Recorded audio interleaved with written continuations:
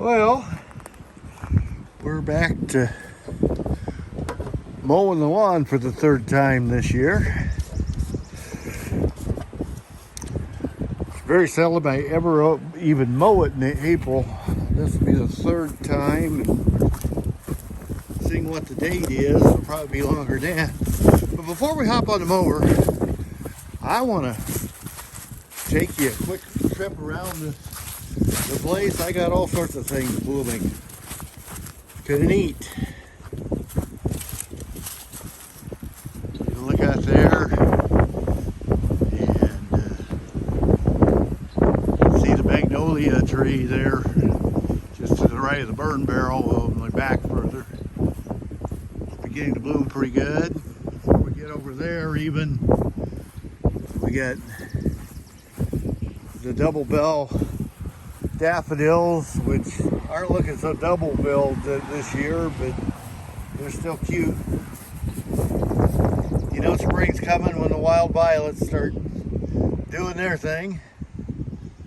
So, yeah, got white daffodils out there. I did not get that bed cleaned up, obviously. Gotta do that.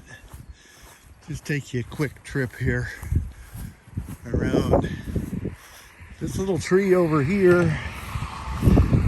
Before we get to that tree, in my shadow there, right in the center of that ring, the roses are starting to make their presence known. I think I saw one here in the midst of this dandelion the other day. Yeah, it's down there. I may have to point this one out. It's pretty well hidden, but it's there. So away we go. But my oldest granddaughter is Alex, and it looks like the honeybees are starting to work on her purple plum tree as it begins to bud this year. Now, I did not take the protective skirt off of this tree and a couple others, but a bunch of the others I have. So that's a little purple plum tree, and like I said, that's my oldest granddaughter's tree. My oldest granddaughter is about to bring me my first great-grandchild, and we're looking forward to that. This is Brooke's Golden Delicious tree, and you can see that I pulled the skirting down from around that.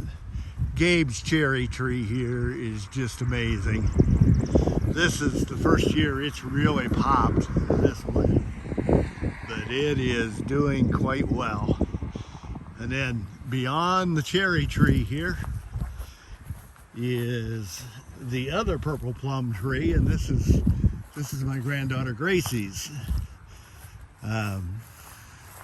We've been really fortunate in that even though we were supposed to get hard frost again last weekend, we did not. However, they're calling for hard frost this coming weekend. So hopefully this all works. Looks like the deer kind of munched on this particular blaze bush this last winter, but it's gonna pull through. That blaze bush and that blaze bush were planted the same day.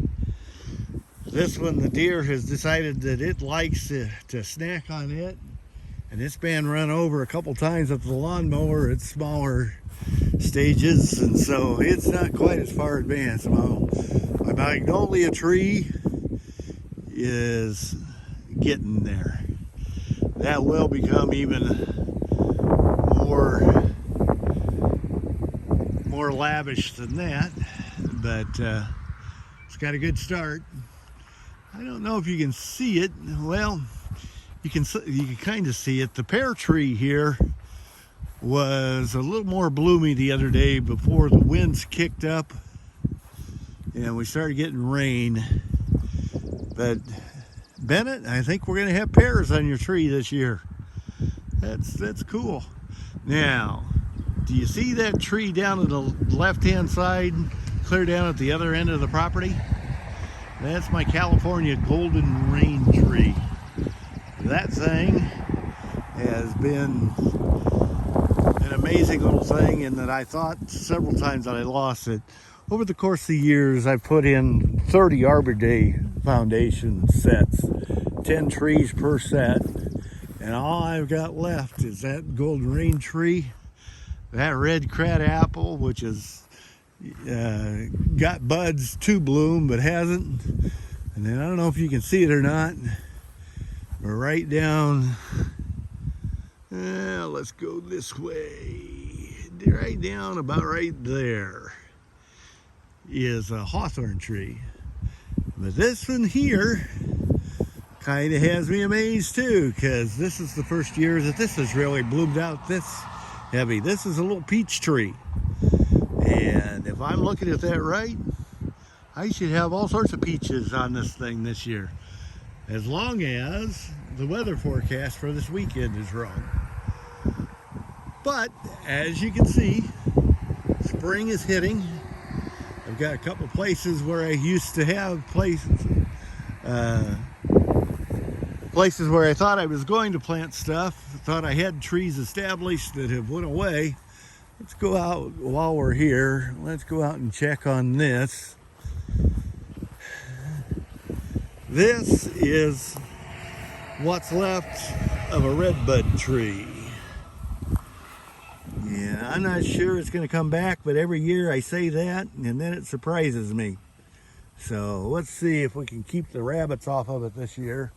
Rabbits and deer, and get something. This tree here is a flowering crab, and it looks like the buds or the blooms are just beginning to burst on that. That's gonna give that 2 more days. That's just gonna be covered in real nice deep pink blossoms. I don't think I got a willow tree left over there anymore. I think that's done. I planted 2 corkscrew willows about, I don't know, it's probably close to 20 years ago now. And they were doing real good until a windstorm came in and topped them. And then they quit looking at it. Now, this is my grandson Connor's peach tree. And I think I'm going to have to do something with it, because this thing has snapped off here. I think I may have to get some wax or something and some string and put that back together. I'm not sure that's going to heal by itself. And then this poor little thing here, this has been a disappointment. This is, I think, the 3rd attempt at a red flowering dogwood. That one has to make it. We're going to have to replace that. That one's my granddaughter Michaela's tree. And in case you haven't heard my story about the trees, I've got 8 grandkids. I now have 7 grandkids' tree, but the 8th one's going to go back in, or will be going in soon, because in all of that, 7 of them have grown past 5 years old. My youngest granddaughter just turned 5, so she'll get to plant a tree. Oh, it looks like the Brayburn tree is beginning to blossom out and flower here. Yep, that should be a cute tree. But anyway, yeah, this will be Saoirse. That's a nice Irish girl's name. Saoirse turned 5 a little bit earlier here this year, so she'll get to pick and choose. And we'll plant a tree for her. We'll let Gabe decide whether or not he wants to see that one heal, or if he wants to replant. And obviously we've got to replant Michaela's tree. While springtime's happening here at the old Wetchup line. Wetchup, ketchup, catsup, what's up, whatever. Here we go. Looks like the I think those are blackberry bushes in there. And there's a little wild cherry tree I got to cut down again. That was planted way too close to the garage. I got to get that one out of there and make sure that it stays out of there. Well, you saw what the lawn looked like before I mowed. I'll mow and we'll take another short walk here in a minute or two. Well, we'll be just shortly for you. For me, about 3.5 hours. Hey, talked about that range grade from the other end. We're pretty close to it. That is pretty stunning when it gets all blued up that way. Pretty nice. Well, it took me not quite 2.5 hours to mow the lawn this time. And it just keeps getting quicker. It makes a lot of difference when you don't have to break through everything like I usually do every spring. There are times that it takes me 4.5 hours to mow this lawn, but as nicely as what things have worked out this spring, it's pretty good. So it's actually now about 7:30 in the evening, and as you can tell, we got a front moving in. They're still saying that it's going to freeze this weekend. That's not good. So I want to get over here. Oh yeah, I can see it from here. Can you see it? There it is. In fact, there's a couple of them there.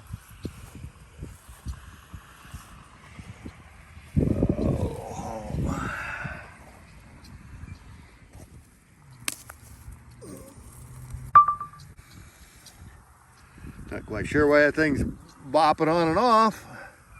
Anyway, it's a nice beginning. I think I saw more of that down here further. But if it's gonna frost here, it's not gonna frost tonight, but they're saying that it could frost tomorrow evening. And then the next 2 nights after that. Yeah, there's one.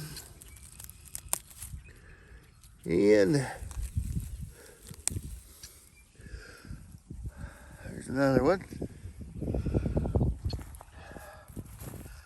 That should make pretty nice. I'm one of those weird people that like asparagus. I'm not quite sure how or why I ended up with that, because I never liked spinach or that kind of stuff. But this, to be honest with you, this is the first time I've ever gotten out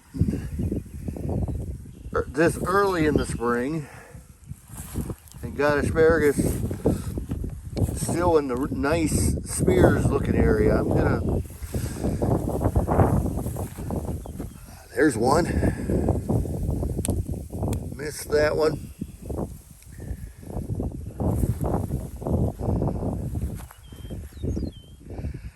I was thinking I saw a couple more earlier.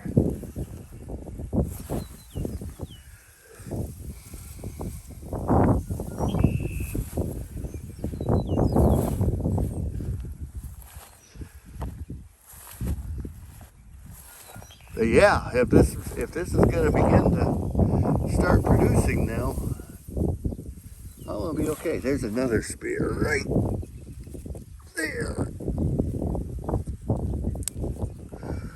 I'll go ahead and take that. That's going to be my supper. Well, it's been a good day. Got the lawn mowed.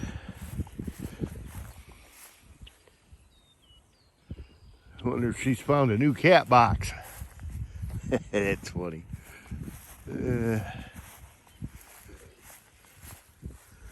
I don't think that's what she's doing. Oh yeah, it is. We don't need to see that on camera. Oh. Nice, relaxing evening. magnolia tree is really popped out here today. As long as we don't get a big wind and have it all knocked off, that's gonna look good. Looks like the pear tree is pretty well done. Gabe's cherry tree over here is just absolutely gorgeous. And Alex's little tree over there, I thought was behind Gracie's tree, but it's passed it up and went on. If you look real careful there, you can see honeybees working this tree. Yeah, they're up in there. Yeah, that's good to see. So they're working that.